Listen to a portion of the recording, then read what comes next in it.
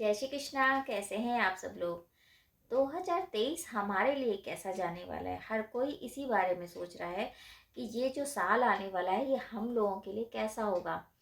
आज जो हम चर्चा कर रहे हैं अंक शास्त्र के अकॉर्डिंग यानी न्यूमरोलॉजी के अकॉर्डिंग 4 नंबर 4 नंबर के बारे में बात करेंगे कि आखिर 4 नंबर वालों के लिए ये जो 2023 है ये कैसा जाएगा। देखिए, अगर आपका जन्मदिन किसी भी महीने की 4 तारीख, 13 तारीख, 22 तारीख या 31 तारीख को होता है तो आपका मूलांक हो जाता है 4। तो 4 नंबर वालों के लिए ये जो साल है ये क्या कुछ लेके आया है, क्या आपके जीवन में बदलाव आएंगे, क्या उपलब्धि प्राप्त होगी। देखिए, 4 नंबर कर देखा जाए तो ये राहु का नंबर है। हालांकि इसको अच्छा नंबर नहीं कहते हैं, बहुत से लोग कहते हैं कि ये नंबर अच्छा नहीं है, पर ऐसा नहीं है। डरते हैं बहुत से लोग इस नंबर से, पर ऐसा नहीं है। अगर केतु का नंबर है तो 4 नंबर राहु का नंबर है। अब पहले समझते हैं 4 नंबर है क्या। 4 नंबर राहु का नंबर है। राहु वाले लोग कैसे होते हैं। देखिए, राहु वाले जो लोग होते हैं वो ग्रोथ करना चाहते हैं, मानसिक तौर पे मजबूत होते हैं, और अगर वो एक बार ठान ले तो वो काम भी ज़रूर करते हैं। वो इमोशनली ज़्यादा नहीं सोचते, प्रैक्टिकली ज़्यादा सोचते हैं।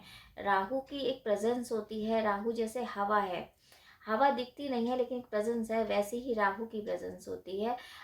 राहु वाले जो लोग हैं उनमें ये प्रॉपर्टी देखी जाती है कि अगर वो ठान ले तो अपना काम करके ही छोड़ते हैं।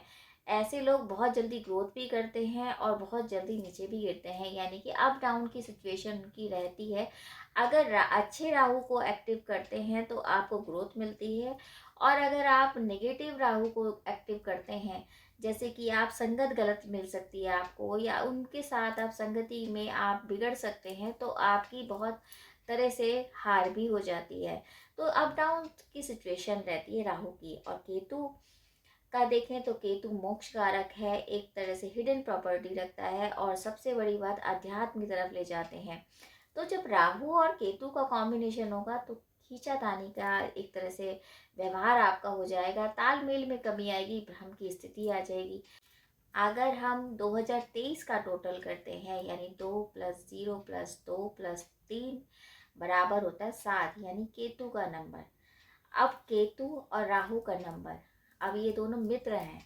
देखिए, राहु जो है वो स्पिरिचुअल ग्रोथ नहीं देता है, वो भौतिकवादिता से जुड़ा हुआ है, वो माइंड से चलता है, यानी दिमाग से खेलता है, दिमाग से चलता है। कलयुग का देवता भी राहु को कहते हैं।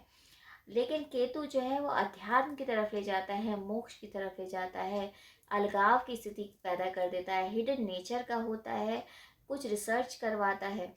अब राहु और केतु का जब कॉम्बिनेशन होगा तो हमारे जो जीवन पे क्या इफेक्ट पड़ेगा। देखिए, ऐसा नहीं है, मित्र तो हैं, क्योंकि राहु केतु का एक तरह से राहु सर है तो केतु धड़ है। तो अब दोनों की एक तरह से है तो कॉम्बिनेशन, मित्रता है, राहु केतु और शुक्र की मित्रता कहते हैं। लेकिन कहीं ना कहीं अध्यात्म से जुड़ना आपके लिए बहुत ज़रूरी होगा, क्योंकि राहु जो है वो अध्यात्म की तरफ नहीं ले जाते हैं, एक तरह से भ्रम की स्थिति पैदा कर देते हैं, डबल माइंडेड हो जाते हैं ऐसे लोग। तो पहले हम बात करते हैं आपके हेल्थ के बारे में, आपके स्वास्थ्य के बारे में कि कैसा रहने वाला है। तो स्वास्थ्य के लिहाज से अगर देखा जाए, हिडन प्रॉपर्टीज होती हैं केतु के पास।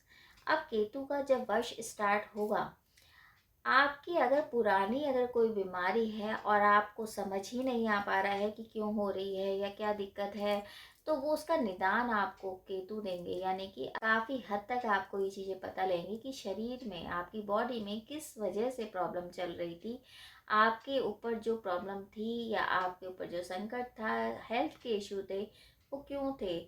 उसका जो एक तरह से एक निदान है वो आपको मिल जाएगा, एक दिशा मिलेगी, क्योंकि केतु कहीं ना कहीं उस चीज़ को उजागर करेंगे। हिडन प्रॉपर्टीज़ होती है, तो जो छुपी हुई बीमारी आप नहीं बता पा रहे थे कि उस वजह से थी, किसकी मतलब कमी के कारण ये प्रॉब्लम थी, वो सब आपको पता रहेगी। लेकिन डबल माइंडेड आप रहोगे, क्योंकि राहु कहीं ना कहीं अध्यात्म से जुड़ने नहीं देंगे, तो आपके बीच में एक मतलब मतभेद सा रहेगा कि कैसे मैं ग्रोथ करूं, या मतलब आप बहुत ज़्यादा सोचने और समझने में व्यतीत कर देंगे टाइम, और काम आपका डिले होगा। जिस वजह से थोड़ी सी दिक्कत होगी। तो 4 नंबर को ध्यान ये रखना है, किसी भी तरीके का भटकाव नहीं करना है।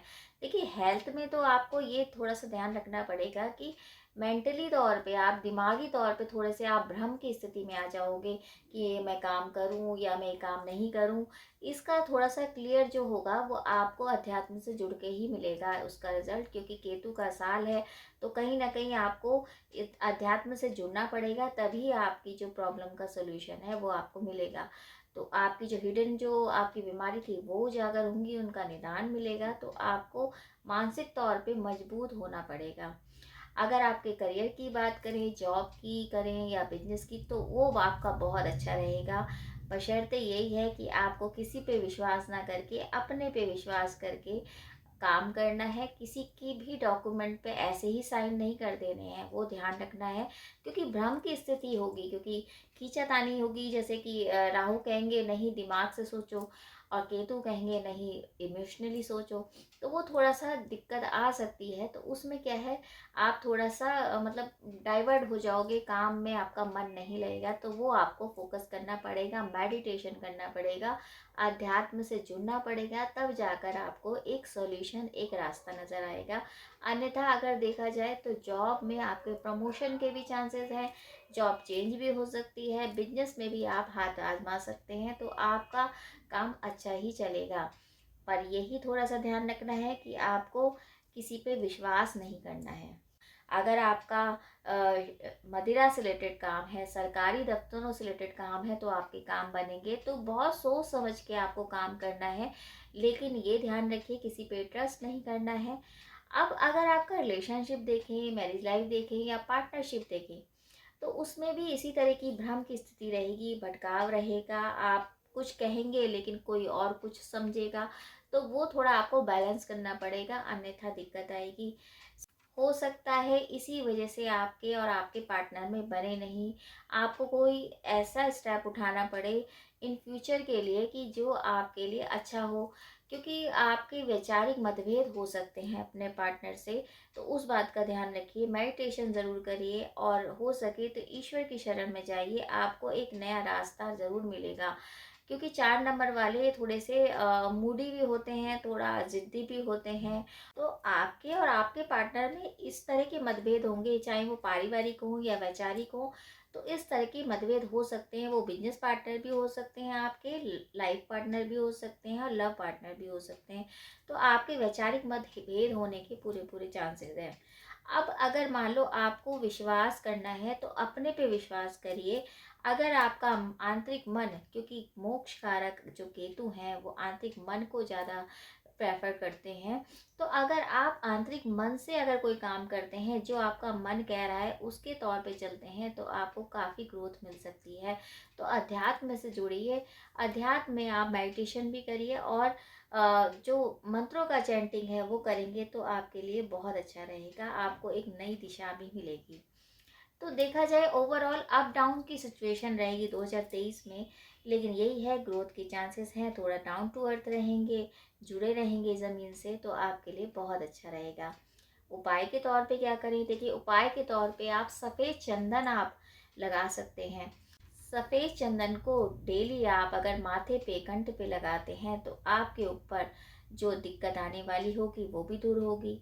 मछलियों को अगर आटे की गोली डालते हैं तो वो भी बहुत अच्छा है।